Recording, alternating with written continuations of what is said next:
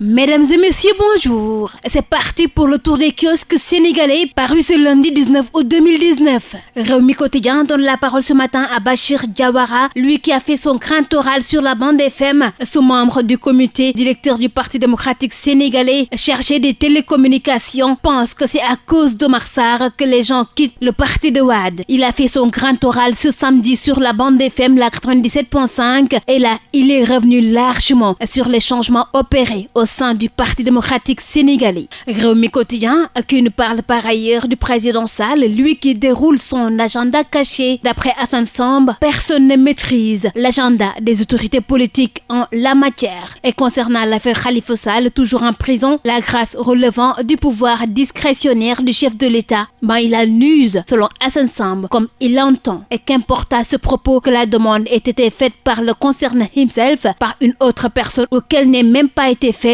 On a même vu le cas d'Amadou Wuri Diallo où la grâce ne devrait pas être accordée. C'est-à-dire que si Khalifa n'est pas libéré, c'est que Macky ne le veut pas. Et se soutient Assane Samb dans ses colonnes. La Tribune parle de cette décision présidentielle pour l'ex-maire de Dakar et nous présente à sa une Khalifa entre grâce et disgrâce. Et l'Observateur de son côté pendant ce temps s'intéresse à cette bavure policière notée à Thiès et nous fait part ce matin de ses révélations sur la mort de Mafatim Mbaye. Les accusations de la famille du boulanger, on nous en parle ce matin dans ce quotidien de l'Observateur. Maha Diop El Capo, l'atypique policier accusé du meurtre, est aussi dévoilé dans ce quotidien. L'Observateur qui donne également la parole au père du défunt Amar Mbaye. Et selon lui, la police ne peut être juge et partie. La police qui, je rappelle, doit diligenter cette enquête préliminaire. Justement, en parlant de police, Source A revient pour nous faire des révélations entre multiples tentatives d'assassinat, actes de vandalisme, médisance subis par le flic El Capo et son fils. Ce quotidien nous apprend que le 11 mai 2015, son fils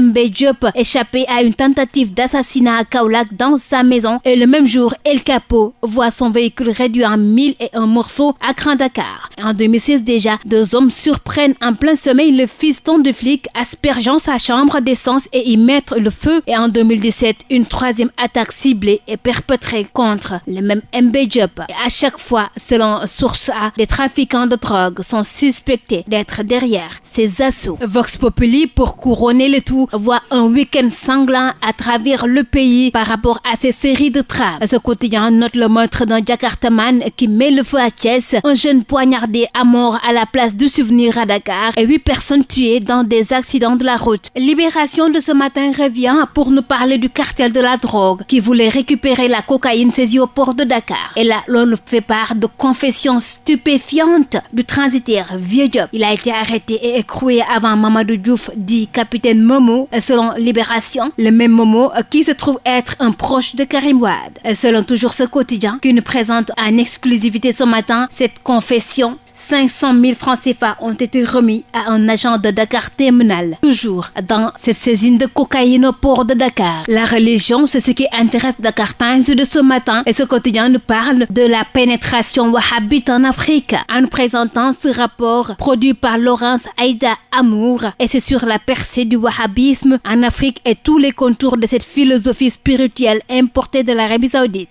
qui en a profité justement cet auteur pour renforcer son offensive idéologique dans le continent. Autre sujet qui a aussi intéressé tous les journaux parus ce matin, c'est bien sûr le rappel à Dieu du Sénégalais Jacques Diouf, le directeur général de la FAO pendant 18 ans, décédé samedi à Paris. Et revenant dans Rewmi Quotidien, l'on nous apprend qu'un défenseur contre la pauvreté s'en est allé pour toujours. Terminons, mesdames et messieurs, ce tour des kiosques sénégalais avec Record qui revient ce matin pour nous parler de l'Afrobasket féminin 2019 avec cette finale, le Sénégal qui plie encore devant le Nigeria. Ce quotidien qui donne la parole à Cheikh Gueye, lui qui doit réfléchir à qui doit rester et qui doit partir dans cette équipe. Et là, l'on nous apprend aussi que Macky Sall, le président, il a offert 10 millions de francs CFA à chaque lionne. Record quotidien qui revient également pour nous parler de Sadio Mané qui continue lui de porter les Reds à Liverpool avec son 20e but en 2019. Voilà, mesdames et messieurs, c'en est tout pour le tour des kiosques sénégalais paru ce lundi 19 août 2019. Merci à vous de l'avoir suivi et très bonne lecture à tous.